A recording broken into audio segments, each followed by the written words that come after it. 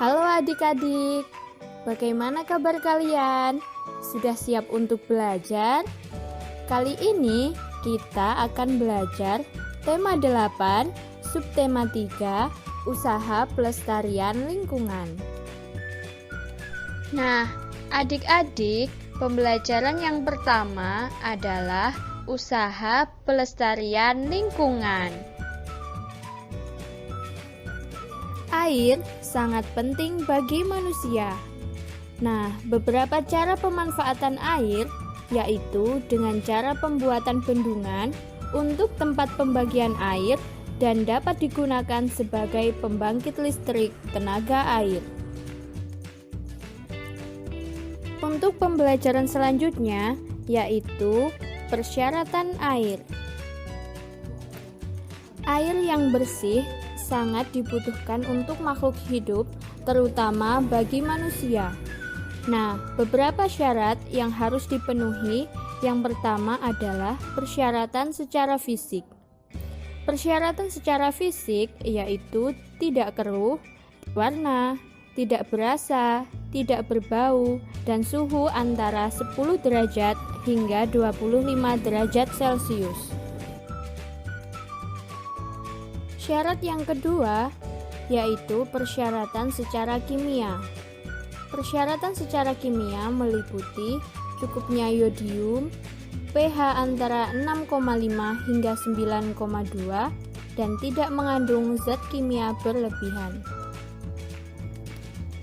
Syarat yang ketiga yaitu persyaratan mikrobiologi.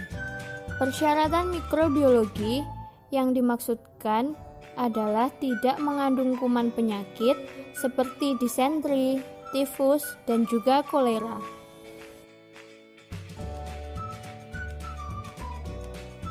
Air sangat dipengaruhi oleh kualitas air.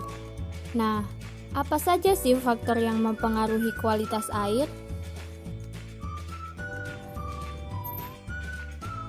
Faktor yang mempengaruhi kualitas air yang pertama adalah faktor fisik.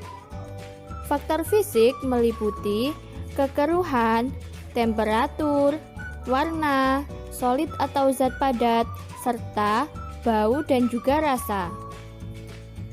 Faktor yang kedua yaitu faktor biologi. Faktor biologi disebabkan oleh organisme seperti bakteri. Faktor yang ketiga yaitu faktor kimia. Faktor kimia meliputi pH dan juga DO atau dissolved oxygen. Pembelajaran selanjutnya adalah kegiatan ekonomi. Kegiatan ekonomi adalah kegiatan saling menguntungkan untuk memenuhi kebutuhan hidup. Kegiatan ekonomi ini juga meliputi yang pertama, produksi. Produksi adalah kegiatan menghasilkan barang. Contohnya, sebuah pabrik semen yang menghasilkan semen. Selanjutnya adalah produsen. Produsen adalah orang yang melakukan kegiatan produksi. Contohnya, petani ataupun peternak. Distribusi dan distributor. Distribusi adalah kegiatan penyaluran barang hasil produksi dari produsen ke konsumen. Sedangkan untuk distributor adalah orang yang melakukan kegiatan distribusi.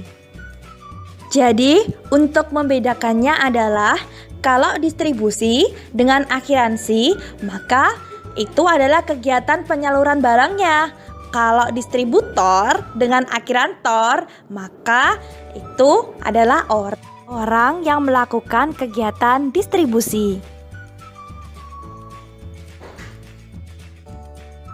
Distribusi dibedakan menjadi dua. Yang pertama adalah distribusi langsung dan yang kedua adalah distribusi tidak langsung. Distribusi langsung adalah penyaluran barang dari produsen ke konsumen secara langsung. Contohnya itu seperti penjual mie ayam. Abang-abang mie ayam itu menjualkan mie ayamnya langsung ke konsumen. Kedua adalah distribusi tidak langsung. Distribusi tidak langsung adalah penyaluran barang dari produsen ke konsumen dengan perantara. Contohnya, pabrik baju yang menjualkan baju hasil produksinya lewat toko. Selanjutnya adalah konsumen dan konsumsi. Tahukah adik-adik perbedaan antara konsumen dan konsumsi? Yaps, konsumen adalah orang yang melakukan kegiatan konsumsi.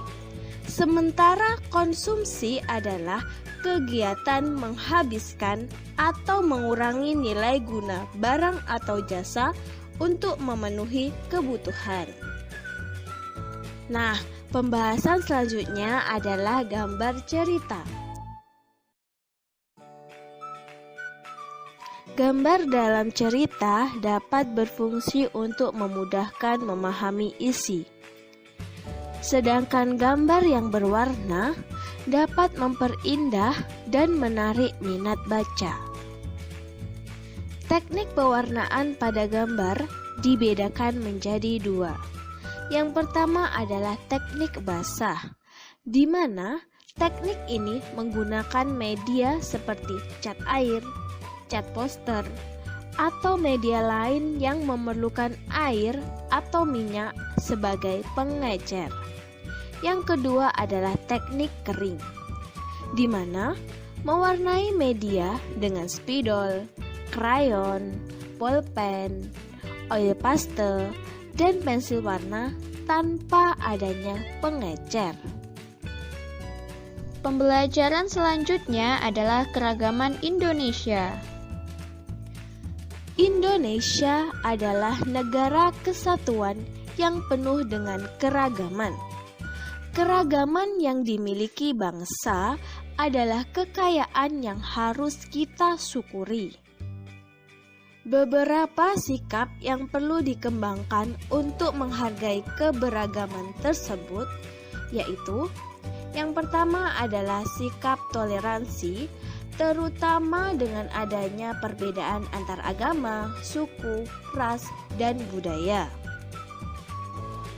Yang kedua adalah mempelajari dan menikmati kebudayaan daerah lain dengan cara mempelajari tariannya, bahasanya, maupun cara hidupnya. Dan sikap terakhir yaitu menjadikan keberagaman sebagai kekayaan. Keberagaman budaya merupakan kekayaan negara yang sangat berharga dan perlu dijaga serta harus dilestarikan baik dari tariannya, bahasanya, suku, maupun budayanya.